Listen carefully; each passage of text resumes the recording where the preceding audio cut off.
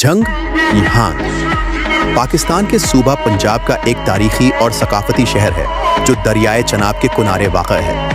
اس شہر کی تاریخ قدیم ہے اور کئی تہذیبوں، ثقافتوں اور روایات سے جڑی ہوئی ہے۔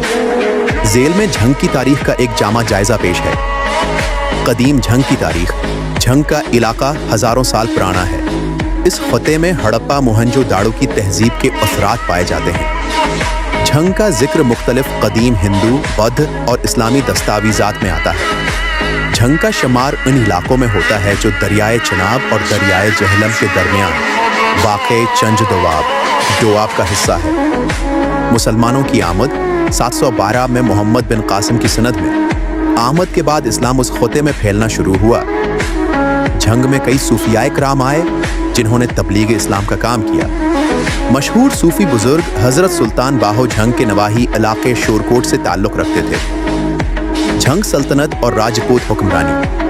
جھنگ میں راجپوت قبائل کی حکمرانی تھی، خاص طور پر سندھوانی، سیال اور دیگر قبائل یہاں آباد تھے۔ سیال خاندان نے جھنگ پر طویل عرصہ حکمرانی کی۔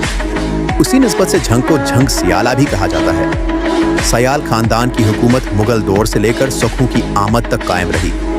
سکھ اور انگریز دور 19ویں صدی میں جھنگ پر سکھ حکومت کا قبضہ ہو گیا۔ 1849 میں پنجاب برطانوی راج کا حصہ بنا تو جھنگ بھی انگریزوں کے زیر انتظام آ گیا۔ انگریزوں کے دور میں جھنگ میں انتظامی ڈھانچے اور تعلیمی اداروں کی بنیاد رکھی گئی۔ قیام پاکستان کے بعد 1947 میں پاکستان کے قیام کے بعد جھنگ بھی پاکستان کا حصہ بن گیا۔ جھنگ ایک زرعی علاقہ ہے اور یہاں گندم، کپاس، گنا اور چاول کی پیداوار ہوتی ہے۔ جھنگ سیاسی، مذہبی اور ثقافتی لحاظ سے ایک اہم ضلع ہے۔ ثقافت و ادب۔ جھنگ کو ہیر رانجھا کے داستانوی قصے سے عالمی شہرت حاصل ہے۔ ہیر جھنگ کی مشہور شخصیت تھی اور رانجھا کا تعلق بھی اس خطے سے جڑا ہوا ہے۔